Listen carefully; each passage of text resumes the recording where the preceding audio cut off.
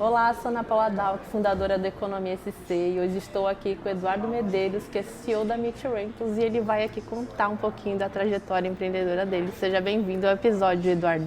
Muito obrigado pelo convite. Espero agregar bastante sobre a história da Mitu e sobre trajetórias do mercado imobiliário. Legal, Eduardo. E para começar, a gente quer saber aí como é que tu iniciou a tua trajetória empreendedora, né? Eu sei aí de alguns detalhes que tem aí um pouco de influência do teu próprio pai, que tu também começou a empreender muito jovem, e a gente quer saber os detalhes aí da tua história. Perfeito. Meu pai tem 96 anos.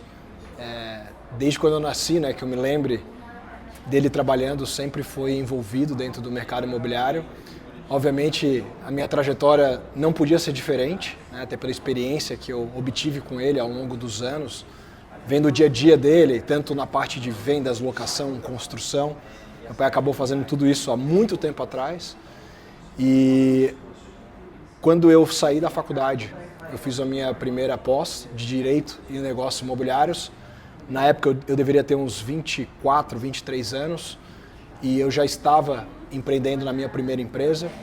Na época nem se falava sobre startups, mas de fato ela era uma startup, ela resolvia uma dor muito grande do mercado, falando de condomínios. Nós tínhamos uma série de empresas parceiras que realizavam obras, manutenções dentro de condomínio. E ali foi uma grande escola que eu tive, né? Iniciei esse primeiro momento empreendendo e conhecendo como é estar à frente de um negócio. Depois de sair dali, eu me aventurei investindo no ramo de gastronomia, por incrível que pareça. E saindo dali, eu migrei novamente para o mercado imobiliário e aí sim nasceu a Mitu, enxergando que o mercado imobiliário tinha possibilidades, tinha necessidade de tecnologia, de serviços qualificados, e assim tudo começou esse grande sonho. Eu acho que até puxando um pouco, né, que nem tu comentou, teu pai, ele era do mercado imobiliário até mesmo antes da tecnologia estar nesse setor, né? Muito antes. Chegou a falar com ele em algum momento sobre essa transição que aconteceu do mercado imobiliário modo tradicional para o de tecnologia, e também eu queria que tu comentasse alguns aprendizados aí que tu teve com teu pai que hoje ainda refletem aí no teu trabalho. Eu me lembro assim de pequeno, estar presente no dia a dia e planilhas, né, muito papel, obviamente, não. Acho que quando eu tinha 8 anos, acho que veio a computação, então ele teve um dos primeiros computadores, na época foi algo muito já tecnológico. E eu me peguei há uns anos atrás, eu acredito que até 2022 ou 2021, quando a Mitu já estava numa evolução maior, então não era só uma empresa de locação temporária, né, e não de temporada, porque a gente acaba fazendo o ano todo. E nós já tínhamos essa solução para o investidor que seria, de fato, estar desde essa equipagem, montagem da unidade, até também orientando ele na compra do imóvel e depois numa gestão. E eu lembrei que ele, há muitos anos atrás, fazia isso. Meu pai finalizou a carreira dele recebendo estrangeiros aqui em Florianópolis, levando eles a locais que ele acreditava ser um grande potencial de investimento, e aí ele operava toda essa parte construtiva, né, de mobiliário, e depois fazia a gestão para esse público que era estrangeiro. E eu falei, olha pai, o destino me trouxe até aqui, e agora eu percebo que eu estou fazendo a mesma coisa que tu fazia muitos anos atrás. E uma das coisas que eu sempre conversei com ele, né, trouxe no que eu acreditava ser o diferencial para o mercado. Ainda vejo que é um futuro presente, mas é a tecnologia no mercado imobiliário, né? Hoje tem números, diversos artigos que mostram que, principalmente no Brasil, mas no mundo, o mercado imobiliário ainda está muito atrasado, referente aos demais setores, né? Como de alimentos, indústria. O mercado imobiliário ainda é muito arcaico quanto à tecnologia. E em 2018, né, na verdade 2017 foi quando a gente começou a idealizar a Mitu, para que em 2018 a gente viesse a operação. A gente acreditou muito que a tecnologia seria, obviamente, cada vez mais o futuro, e investimos nisso. Tu comentou, né? Começou ali a trajetória empreendedora no mercado imobiliário, fez a transição para o mercado gastronômico. O que te fez voltar de fato para o imobiliário? Eu falo isso para todos os colaboradores, para todos os clientes, parceiros. até nem sei se é certo fazer uma propaganda tão boa assim do mercado imobiliário, mas eu só entro em negócios que têm muitas ramificações. Né? E o primeiro ponto que eu vejo é que o mercado imobiliário ele tem todas as ramificações possíveis para tu implementar soluções ou trazer produtos de diversas formas. Então isso, acho que como qualquer empreendedor, é uma análise da onde tu pode se ramificar através de um negócio. E o principal, antes disso, é o tamanho desse mercado. Nós sabemos que o mercado imobiliário hoje comanda, né, a parte financeira, econômica global. Então é um mercado que mais tem uma transição de dinheiro e que tem um maior potencial de crescimento que eu vejo no presente e no futuro. E aí eu queria que tu comentasse, então, como é que tu criou a Me Too, né? O que na época vocês estavam imaginando e aí um pouco dos números que vocês têm aí no mercado. As pessoas sempre perguntam, né, por que Me Too, né? Da onde surgiu esse nome? Na verdade, é de eu também ficar muito semelhante ao metro quadrado, lá atrás. Porque em 2017, eu fiz uma viagem para a Europa, na época minha namorada, hoje minha esposa, e eu sempre gostei de testar plataformas, coisas novas, e em 2017 o Airbnb ainda era muito recente no mundo, né? Era algo novo, as pessoas estavam conhecendo. E a gente fez uma viagem para Portugal e Espanha e me chamou muita atenção que nos 3 apartamentos que nós alugamos, um deles com alguns amigos, os outros só eu e ela, eram geridos por empresas. E aí me trouxe essa vontade de conhecer o porquê que essas empresas estavam gerenciando unidades, se o produto do Airbnb era lá atrás, né, para tu disponibilizar a tua unidade para ter um hóspede, então sair daquele cenário hoteleiro, e o slogan do Airbnb era "Viva a cidade como um morador". E eu fui atrás disso, fui estudando, vim para o Brasil, né, já estava de volta ao mercado imobiliário, trabalhando nisso, e percebi que aí poderia ter uma oportunidade. O Airbnb em si, no Brasil, você não tinha testado ainda na época? Eu posso dizer que sim, mas assim, para mim foi muito complexo. A gente tinha uma casa na Serra, a gente testou e eu não conseguia nem colocar o método de pagamento, de fato era difícil assim, mas assim, eu não tinha conhecimento técnico praticamente nenhum. E a ideia assim da Me Too veio do que eu falei anteriormente, de olhar para o mercado imobiliário e ver que ele aí tinha potencial de ter tecnologia inserida. Então a Me Too nasceu de eu também porque nós desenvolvemos a parte de vendas, a ideia, né, da Me Too era ter a parte de vendas, locação. Na época não tinha o nome Short Stay, a gente teve que inventar o pool imobiliário porque a gente viu que o mercado tinha o pool hoteleiro, então por que não copiar isso e chamar de pool imobiliário? E também tinha 2 produtos que andariam em conjunto com a venda e com a locação, que seria a troca de unidades. Né? Hoje tem um site americano que, por exemplo, tem uma casa na Flórida, queres trocar para uma ilha no Havaí, eles fazem esse tipo de troca de imóveis. E a gente tinha essa ideia e, obviamente, apareciam muitas oportunidades no dia a dia, e ainda aparecem, de compra de galinhas mortas, como se fala no mercado, de oportunidades de pessoas que estão precisando vender para amanhã, então tinha um potencial aqui de compra de unidades até para a carteira. Porém, né, tudo é muito bonito no papel. Quando a gente foi estruturar a empresa, primeiro, sempre falo muito bem da Loft, é uma empresa que me surpreendeu, porque quando eu vou estudar algo e eu não acho o meio e depois alguém consegue concluir isso, eu fiquei muito admirado. A Loft conseguir trazer uma tecnologia para o mercado na parte de vendas. Hoje eu acho que é a única que faz esse tipo de produto, mas aqui não deu certo, então se não deu certo já caiu 2 vias e sobrou 2.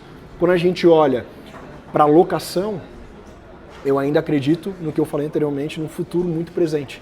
As pessoas hoje locam uma casa na Serra, locam um barco, não adquirem mais como antigamente, né? Essa geração X e Y gosta mais de alugar do que adquirir. Claro que nisso tem uma boa oportunidade para quem gosta de investir.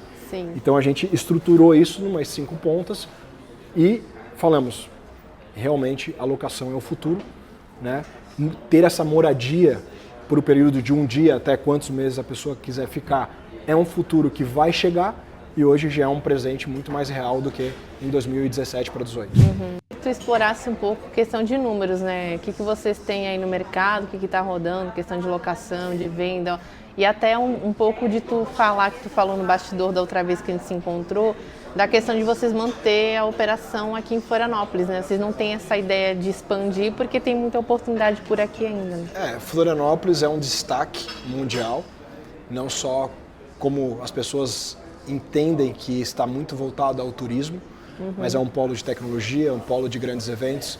Então Florianópolis está no mapa mundial, né, de diversos setores. Além de tudo, é uma cidade que está num crescimento exponencial maravilhoso, né? O aeroporto já tem conexões diretas com vários países e continentes e vai ampliar ainda mais, então isso é muito positivo, porque Florianópolis não passou a mais a ser um destino que conecta a outro para chegar a outro, e sim um destino final. Também temos agora a Marina na Beira-Mar, que com certeza vai movimentar muito a economia da cidade, isso com turismo, com novos investidores, então isso é muito positivo. E quando a gente olha números a nível Brasil, Florianópolis se destaca, né? Acho que é o segundo ou terceiro maior metro quadrado do Brasil, o segundo ou terceiro maior metro quadrado em questão de valorização na locação.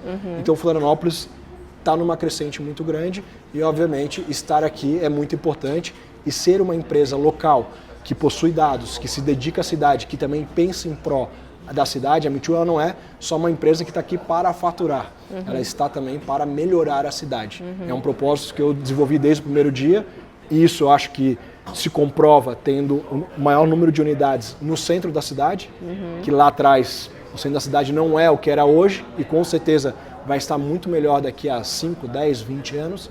Então é uma aposta que a Me Too sempre fez em Florianópolis por questões de números e por entender que ela sempre está numa crescente. Eu até queria que tu explorasse um pouco mais essa diferença ali, né, de alugar por dias e qual que é o público desse tipo de locação, ou alugar por mais meses. Eu acho que até eu acabei em algum momento usando vocês direto ou indiretamente, porque eu não morava aqui, eu vinha muito, né, a trabalho. Que então bom. ficava aqui 4, 5 dias em reunião e depois voltava, então eu ia muito ali via plataformas, via Airbnb também, explorando assim esse perfil mais de vir para reunião, né, objetivo específico. Eu acho que é um pouco do público que fica menos dias por aqui também, né, principalmente fora de temporada. Sim, né? A nossa média de estadia está em 7 dias.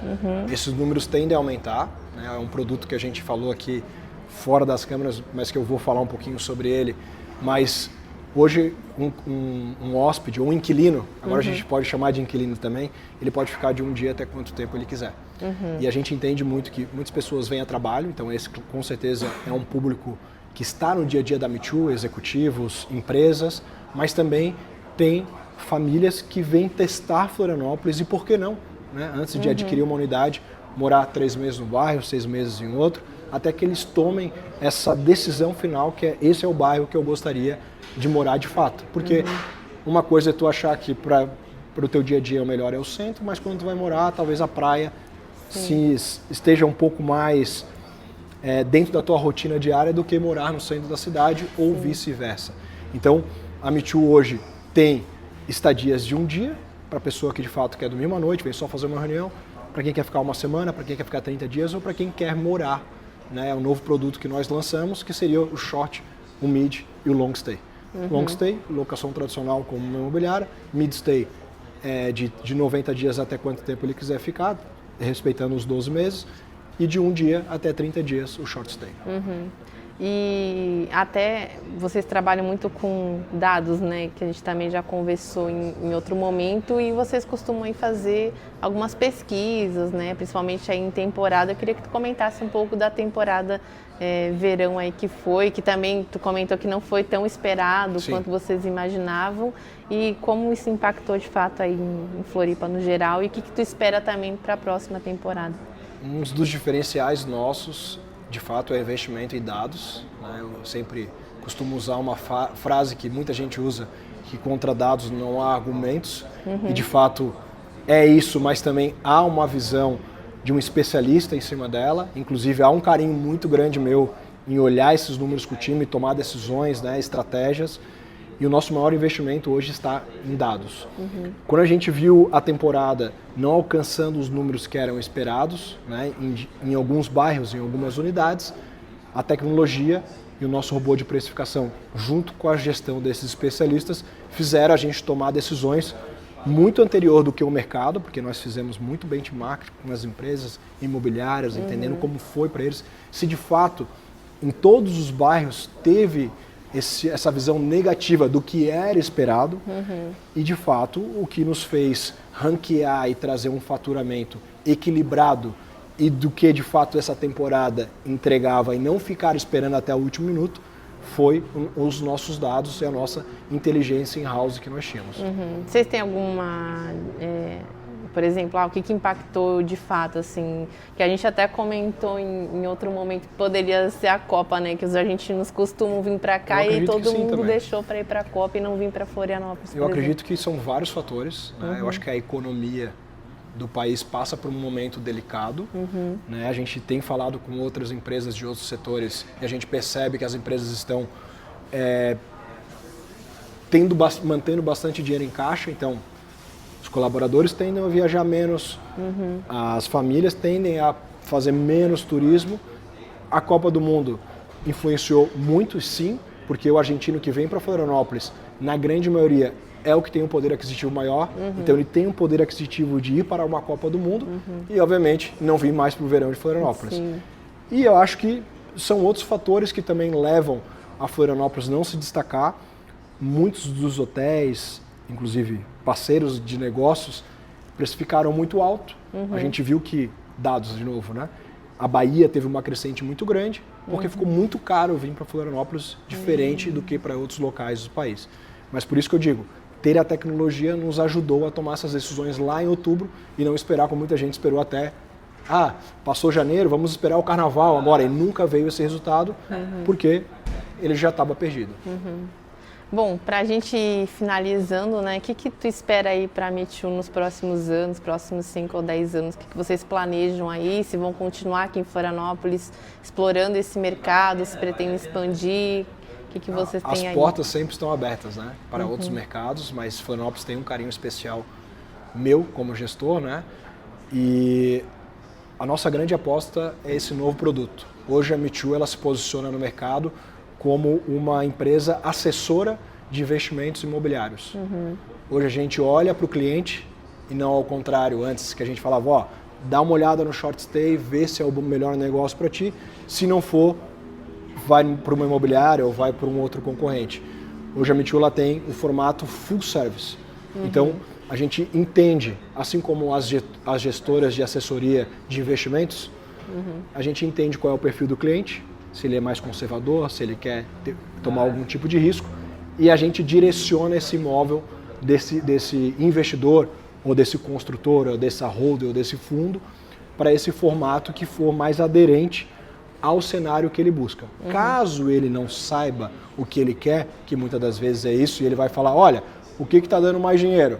Sim. A gente, se for uma carteira grande, a gente vai migrando esses imóveis, entendendo qual é o melhor formato dentro da modalidade do momento que esteja entregando mais faturamento para esse cliente. Ou seja, inicia-se, né, a grosso modo, no short stay, a carteira não performa da maneira como deveria performar, vem uma baixa temporada, vem uma temporada não esperada, migra para o mid stay, não performando, a gente disponibiliza esses imóveis para uma carteira de locação tradicional, mantendo essa previsibilidade de faturamento e aí sim, podendo trabalhar os outros imóveis nas modalidades que estão atendendo o melhor faturamento no momento de mercado. Para quem é de fora, né, que não está acostumado com o mercado daqui, é o momento de investir em Florianópolis? Com certeza, com certeza. O que pode influenciar aí para que as pessoas comecem a olhar mais para Florianópolis como investimento? Florianópolis, eu já falei e vou continuar falando isso para o resto da minha vida, ela ainda tem um custo do metro quadrado, mesmo estando entre a maior crescente do país, muito em conta, barato, comparado a São Paulo, Rio de Janeiro, BH e outras grandes metrópoles. Tem essa crescente exponencial. Se a gente for olhar censo versus a parte construtiva, Florianópolis tem um déficit ainda, então pode construir mais, porque vem mais pessoas do que se constrói. Então a gente vê que para qualquer modelo de negócio, locação tradicional, mid-stay e short-stay, tem um público muito forte, tanto no turismo como na moradia, Então Florianópolis só tende a melhorar muito mais nos próximos anos. E aqui, querendo ou não, a gente tem tudo, né? Natureza, Segurança, praia, entre as melhores cidades do país. Sim. Não é bom fazer muita propaganda, mas de fato a gente precisa que as pessoas venham mais para cá, porque estar aqui como empresa ou como um morador, né, local é maravilhoso. Maravilhoso. Então tá, obrigada, Eduardo, pela tua participação. Também. Espero que a gente possa aí atrair muitos investidores também para cá nos próximos anos através desse conteúdo. Tomara. E convido a todos a conhecer o site da Me Too, metwoorentals.com.br ou acessar nosso Instagram Me Too Rentals. Obrigado. Obrigada.